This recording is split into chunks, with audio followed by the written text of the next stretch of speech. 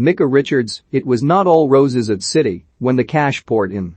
Spending time with Alan Shearer on a match day, away from the cameras, is an experience like no other. In football, you can sometimes get individuals who used to represent a certain club who exaggerate how fussed they are about their results. Alan is different. There is no point trying to talk to him when we are on the set of Match of the Day together if Newcastle are playing, as he is so emotionally invested in their match. If Newcastle win, everything is good. If they lose, forget about it. His mood is dictated by the fortunes of the club he adores, so on the day the club's takeover went through, I sent him a message to see how he was doing. He replied, simply, with a stream of smiley face emojis. Alan epitomizes every Newcastle fan right now. The sense of relief, the ability to be able to dream again, it has all been unlocked by this new investment from Saudi Arabia. The landscape has changed. Don't think, however, they no longer face any problems. The first challenge is to gain credibility. I'm sure there are plenty of fans who believe that as they now have the funds to buy Messi, Mbappe, and Neymar, they will buy them. It doesn't work like that, not by a long way.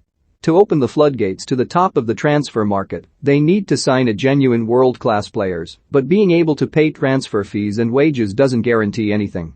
Take Everton as an example. They have spent more than £500 million on players, with a net spend of over £210 million, trying to break into the top four under owner Farhad Moshiri, but the biggest names they have landed remain Wayne Rooney and James Rodriguez. With the greatest respect to them, the Rooney they got in 2017 was not the Rooney at the peak of his powers, and Rodriguez was not the golden boy he was at the 2014 World Cup. Everton have found it difficult to get that one player who will be the magnet for others who are approaching their peak years, the one who can be the catalyst for change. It's why Robinho was so crucial for Manchester City in 2008. He wasn't the best signing of the Abu Dhabi era in terms of what he did on the field, though I am adamant things would have been different had he come a little later, but his arrival made people see us in a different light. Suddenly we were able to attract people such as Nigel de Jong, who was transformative. Then 12 months later we had got Carlos Tevez and Patrick Vieira, names that ordinarily would not have been in our market. You can talk about money, but that alone won't convince a player to move. I imagine there is great excitement in Newcastle's dressing room about the potential journey they may go on, but, and this is a brutal fact of life, many of those who are there now, thinking about the good times, won't be staying to be a part of it.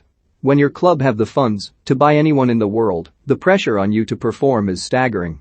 Football is ruthless at the top, and you begin operating with the thought that one mistake, and you could be out of there in a flash.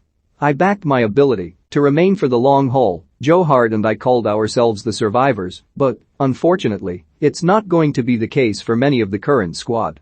How many of them would get into the starting lineups of a Champions League team now? There's your answer. What Newcastle will also find different now is how they are perceived by other clubs, almost overnight. People used to have a soft spot for City, but after 2008, it all changed. You have to face animosity and jealousy, and not only from rival fans.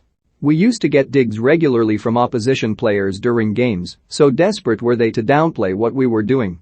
You'd be in Division 3 without this Ing Oil money, I was told plenty of times. Nothing but a Ing Oil club, and there's only one proper club in Manchester, were other frequent comments. Opponents, really, will do anything to get inside your head. This will all be coming to Newcastle, it's guaranteed. Many won't like the fact Saudi Arabian money is the driving force behind this, and they are going to find games become a lot more difficult because opponents start trying that bit harder to beat you. Things will only start coming together for them if they make the right decisions and the right appointments to the key roles, and even then there is no certainty they will become champions within 5 to 10 years, as it has been fancifully claimed. When investment came to Manchester City, we only had two teams, Chelsea and Manchester United, to get past to reach the top. Those three clubs are in front of Newcastle, as are Liverpool, and there is so much depth to the league in general. With investment and better players, Newcastle are guaranteed better football and the passionate fans will be entertained, and I'm pleased for those supporters that their ambition will now be matched by the owners. There will come a point, most likely, when they will fight for trophies, but there are no guarantees of success. The takeover removed one headache, but, in the quest for success, there will be many more. Bruce deserves respect. One thing that frustrates me greatly about modern football is the venom and abuse that has now replaced constructive criticism and debate. I say this in light of the situation around Steve Bruce's position. Although it has been confirmed that he will take charge of his Newcastle United side on Sunday against Tottenham at St James Park, it seems inevitable he will be replaced as manager soon. He surely knows it, we know it, the new owners know it. Indeed, I was surprised it took until Friday for the club to clarify that he would be in the dugout, but perhaps ultimately, the owners have shown some class in allowing him to reach the milestone of his 1000th game as a manager. Supporters are well entitled to speak their minds about the way a team play, and Steve's style is clearly at odds with what most of Newcastle's crowd want. There is no harm whatsoever in discussing formations, form, or whatever. This is what makes the game, and why we talk about it so much. What I cannot abide, however, is the spite and the venom that seem to accompany everything that is said about Bruce. Why has it become so personal?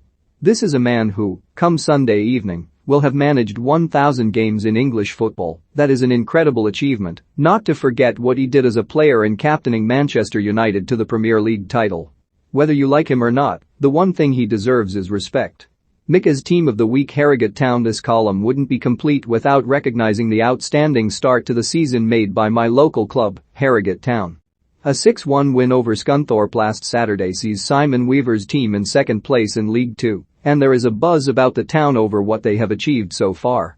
Weaver has been in charge for over 12 years, making him the longest-serving boss in the top 5 divisions, and he's doing a great job. There was a record attendance of 3,187 days ago, and that reflects the enthusiasm for them. I was considering attending, but I had commitments elsewhere and couldn't make it. I'm hoping to get to a game soon and give my support, because the story of what they have done and where they have come from is amazing. Long may it continue.